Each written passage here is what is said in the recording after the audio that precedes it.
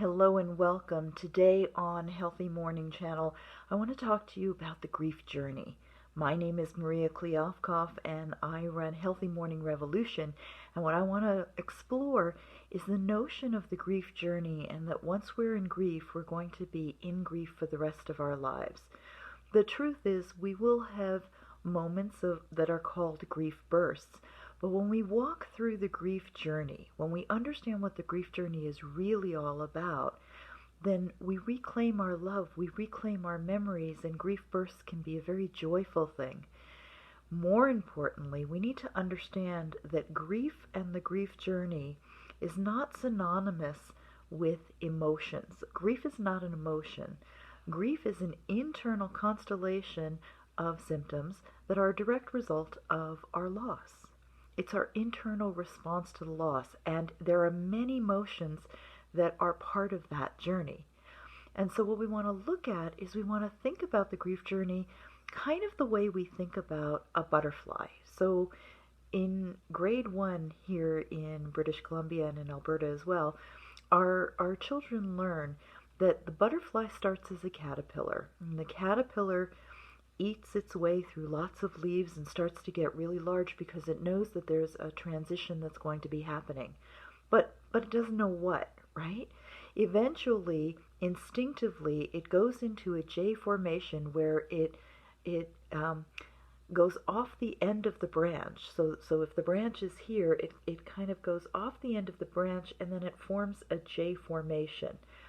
And then around that J formation, a chrysalis forms. It goes into a cocoon. And in the cocoon, it completely disintegrates and becomes a gelatinous form. Eventually, that gelatinous form begins to formulate the butterfly, and the butterfly wings are developed. In the course of this, eventually the butterfly intuitively, instinctively knows that it needs to start banging its wings against the cocoon, against the wall of the chrysalis, in order to release it, right? Because it's become too cramped in the cocoon. Now it has to literally fight its way out of the cocoon, and it needs to bang its wings against the edge of the cocoon. But here's the thing. If at any point the butterfly decides, this is too hard, I can't do this, I'm just going to stay right where I am, it never gets to fly, right? It doesn't know where it's going to. It just has this urging to push its wings and fight its way. As it's pushing its wings, it's strengthening its wings. If you cut a butterfly out because you're feeling sorry for it and the work that it needs to do, and you cut it out of that cocoon prematurely, what happens is the wings will never be strong enough to lift the body of the butterfly, because a butterfly defies science. Science says the weight of the body is too heavy for what the wings can do, and yet the strength of the wings that are built specifically because of its journey in the cocoon, that's what allows it to fly.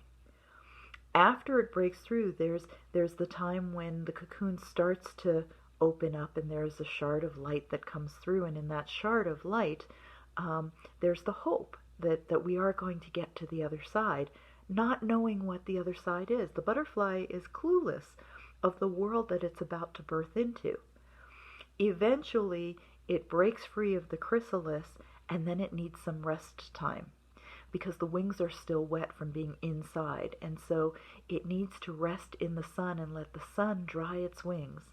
And when the wings are dry and it's rested from this journey, it suddenly flies into a whole new world and a whole new experience. That is synonymous with the grief journey. So whether you are in the very early stages where literally you are just in that eating, kind of dumbfounded, knowing something's going on and something is about to happen, but you don't know what, and you don't know how, and you don't know whether you're going to be able to get through it, or you're just beginning to build the cocoon around you, or you've been cocooned and you're feeling like this gelatinous thing in the middle of this walled area that no one can reach you at, and you're feeling very isolated and alone in it, or you're starting to formulate, something is starting to create, but we don't quite know what that is yet.